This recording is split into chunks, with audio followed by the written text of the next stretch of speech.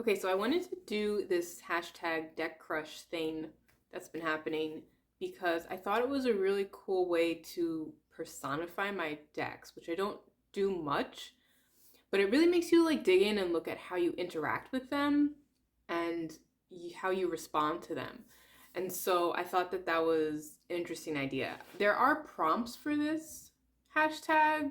I don't know. I mean, I glanced at them and I didn't really feel like I had decks that fit them. So I'm not doing them. So I'm just going to go through all of the decks that I thought really brought out that feeling of like when you have a crush on someone, which is to say that you're just drawn to them. There's just something about them. You don't really know why because you don't even know them that well.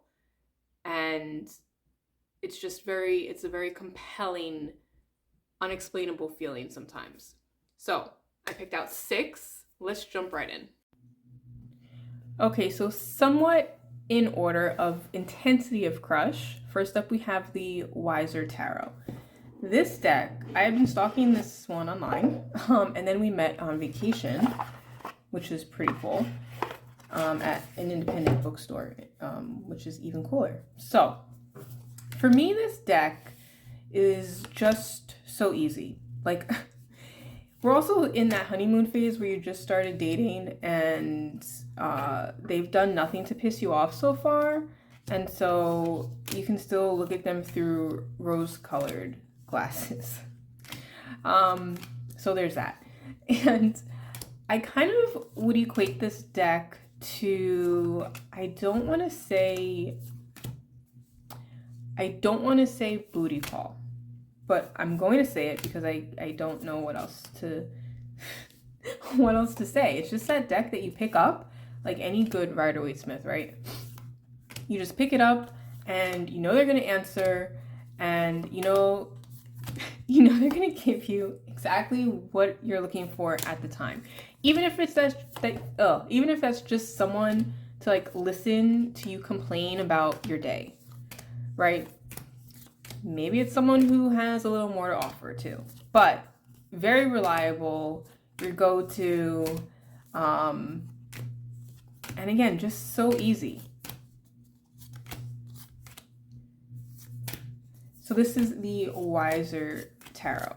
I put this one sort of first as in my least intense crush because sometimes being super accessible makes you not as desired. You know what I mean? But, still appreciated and still on speed dial. The next deck is the Surrealist Tarot, which I think I've shown on this channel before. This is personally, I was always a sucker for a good class clown. And now as I'm older, I kind of am seeing that the class clown is often just like this tragic figure, right? And so there's sort of like, it's that person that makes you laugh, but deep down there's like a sadness or a darkness.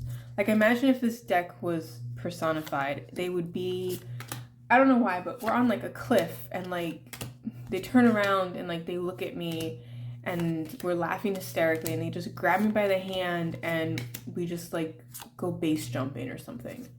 It's insane, It's absolutely batshit crazy. But there's like a humor there in the darkness. Actually, I should say in the humor there's a darkness because the humor is like the facade. This deck, that's the personification. This deck, actually, I feel like there's the darkness first and then the humor, like I originally said, only because it's not easy to get right away. So it's kind of like a very intelligent class clown. You know what I mean? And that just makes it even more appealing because again, I've always been a sucker for the class clown, and if there's something sort of like detached about them, like they'll just sit in the back of the classroom cracking really dark jokes, you know, I got a thing for that. So this is my deck crush for that reason. My next deck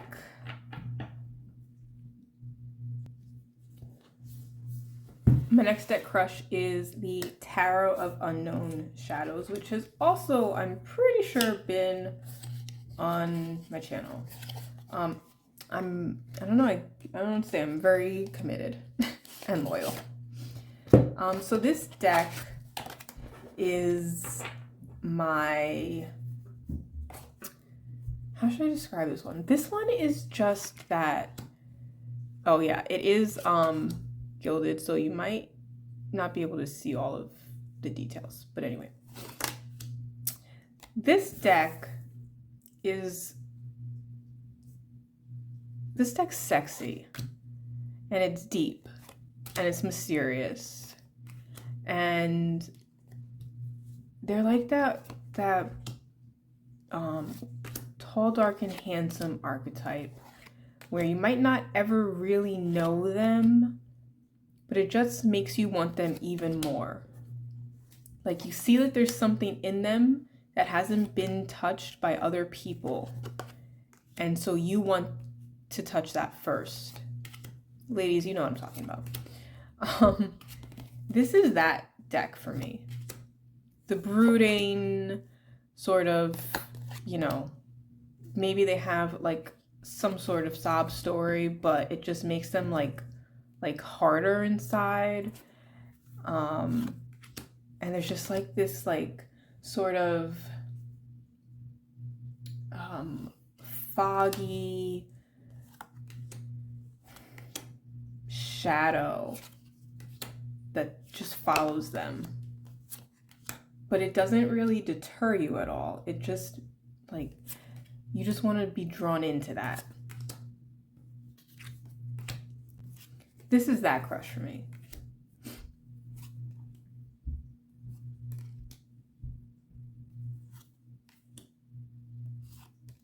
I just even still can't stop looking at it. And as a deck, right? What does that mean? So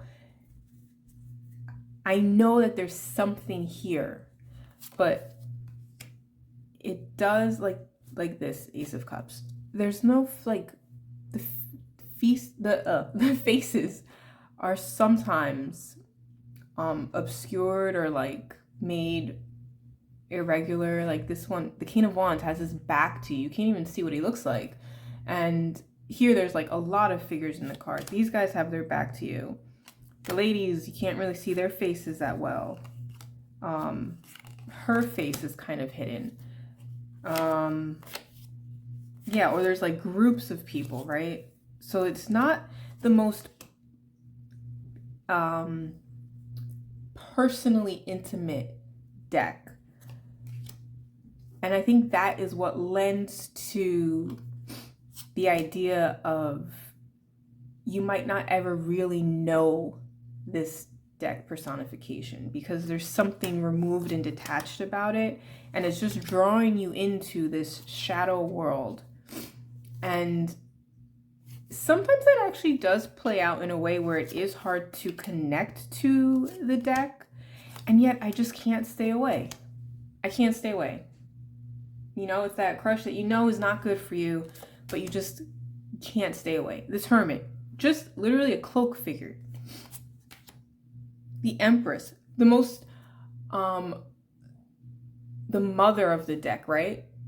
Can't even see her face clearly, and honestly, it doesn't look all that inviting. There you go. But you just want to like talk to me, please. Like, yeah. The Sun card is an eclipse. It's not even really a very happy, bright card. you're just like, this is that one crush that you just follow around like begging them to glance at you. That's what this is. And it's so encompassing sometimes, you know? My next deck crush, is the Banksy Tarot. Again, there we go. The Banksy Tarot. I fairly recently got this deck. It is one of my favorite indie decks. And I think I've shown it pretty recently, actually, relatively speaking. This deck, here's the situation with me and this deck in my fantasy world.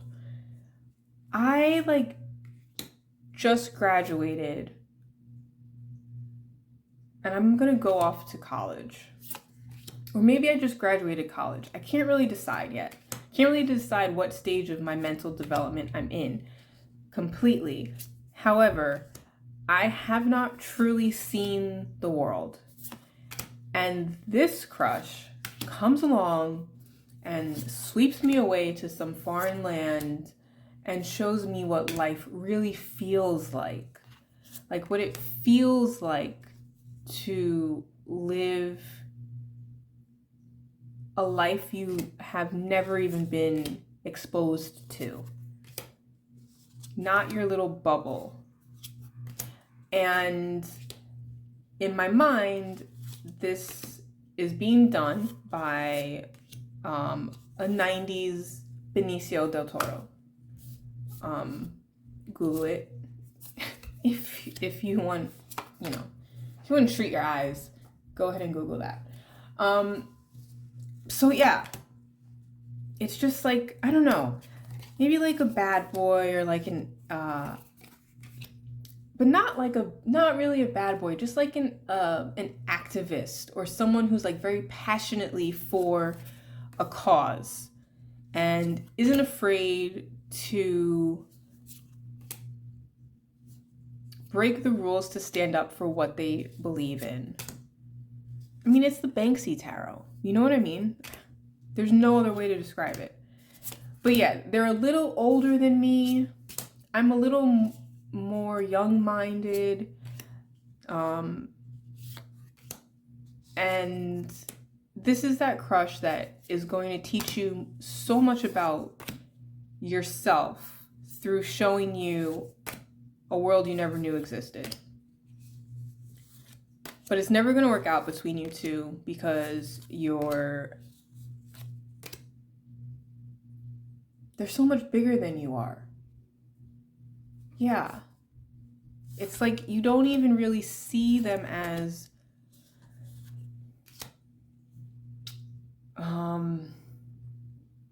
I don't want to say an equal, obviously. That's not really how I feel. But you don't even see them as just a regular person. Their worldview is so much more evolved than yours that you have a lot more growing up to do. Which is where that aspect comes in where I'm like, they're a little older than me. Not that much older. Maybe like, there's a big difference between 18 and 22, you know? Like when you graduate high school, you think you're grown. And then you graduate college and you're like, now I'm grown. And then you hit later in life and you're like, wow, you're babies. But, yeah, maybe like that age, or maybe like early 20s and late 20s. Nothing like super, nothing super drastic. Just enough where they still are learning about the world as well, but they understand it so much better than you do. So you're both still young. You're just different levels of young. This is that crush. Now is the Tarot of Oneness. This deck is basically brand new to me. I've worked with it, but I just got it a couple weeks ago. And this is my, where do I even begin? This is that crush. Well, first of all, they're drop dead gorgeous. Like, you cannot take your eyes off of them. Gorgeous. I mean, look at the box and the fucking book, little white book cover. Oh my God. It's just, they're all you see when you close your eyes. This is the crush that you've, wait, are we gonna focus or not? There we go. This is the crush that you've maybe spoken to in passing, hello, goodbye, that type of thing. And you're already creating elaborate futures in your head together. Look at that 9 of Swords, you guys. Look at this. Oh my God. I just can't. Like, I can't stop thinking about them. And even when I'm working with another deck, I'm still thinking about them. It's just like it's an overwhelming infatuation.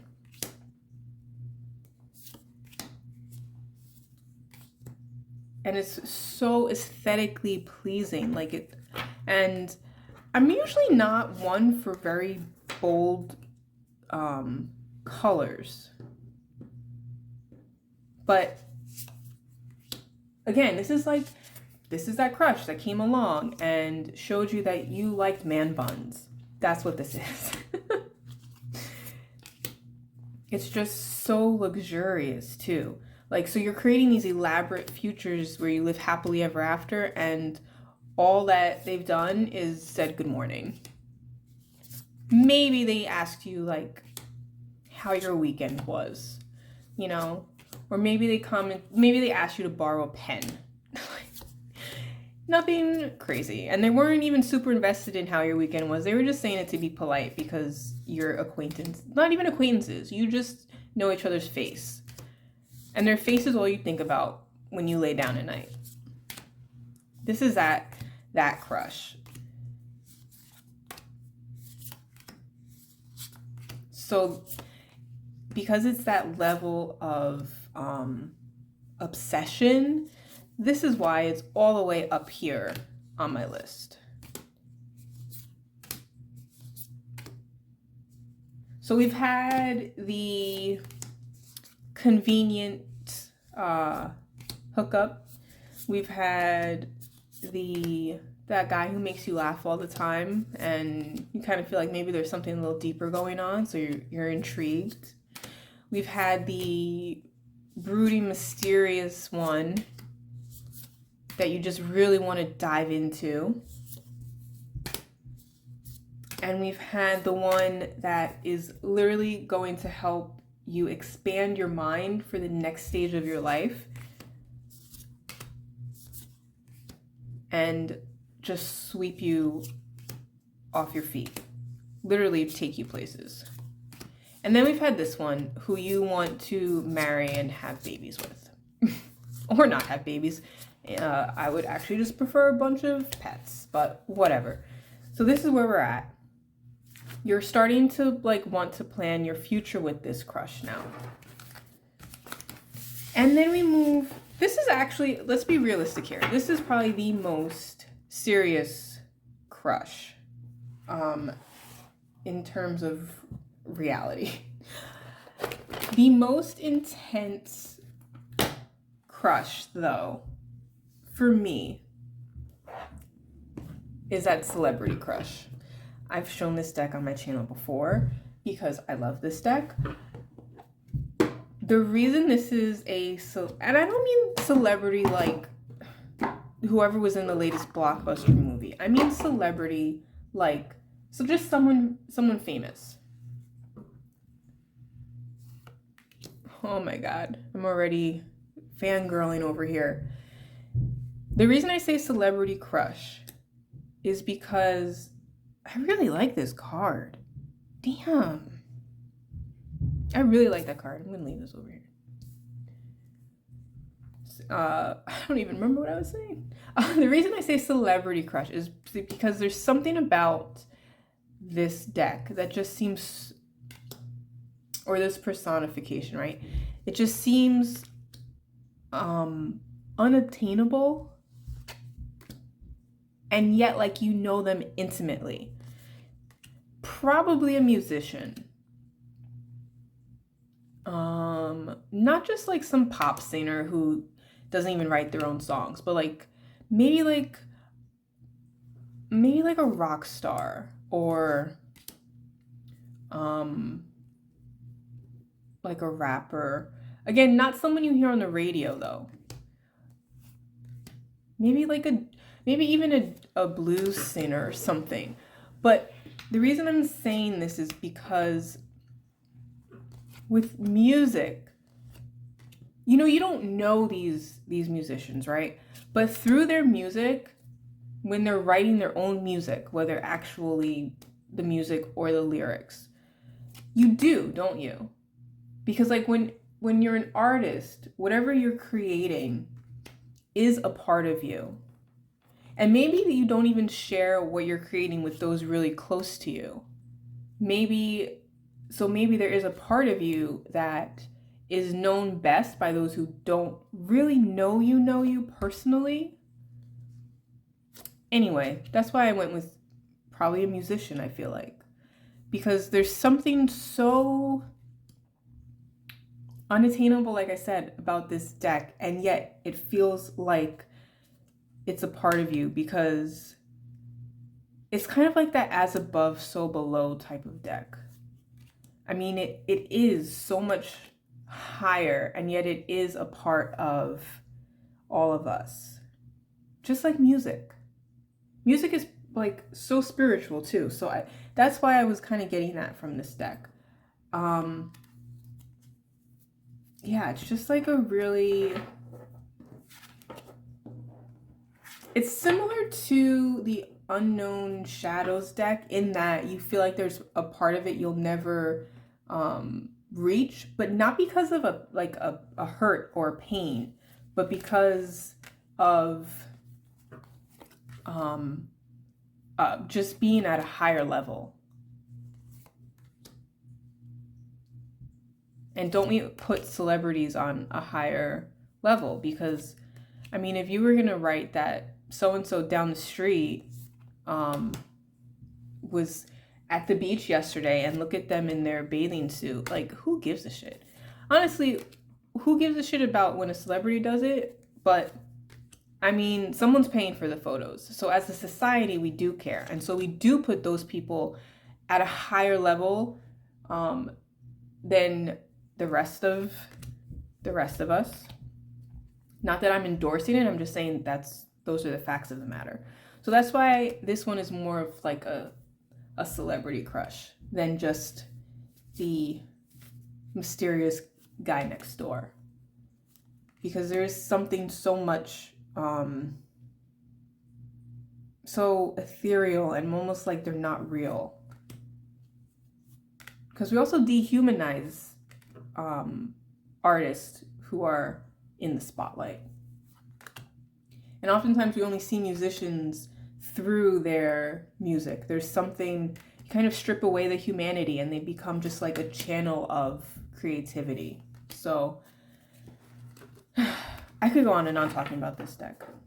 But this is why I put that deck higher than my future husband here. Because there's something almost spiritual about that type of deck crush. I hope you enjoyed my reasonings for all of my men here. You know what's actually interesting, too, is that there's a very, and I didn't realize this. I mean, as a heterosexual female, I wonder if there's something to be said in the fact that when I was looking at my deck crushes, a lot of these are either neutral or masculine decks. You know, that's how I feel their energy anyway. Like I didn't pick something like the Moonchild Tarot, you know? Which is interesting. Huh.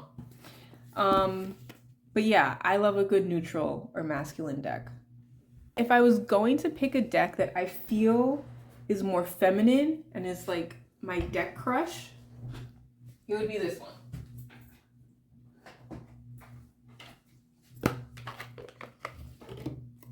This is the Naughty by Nature Tarot.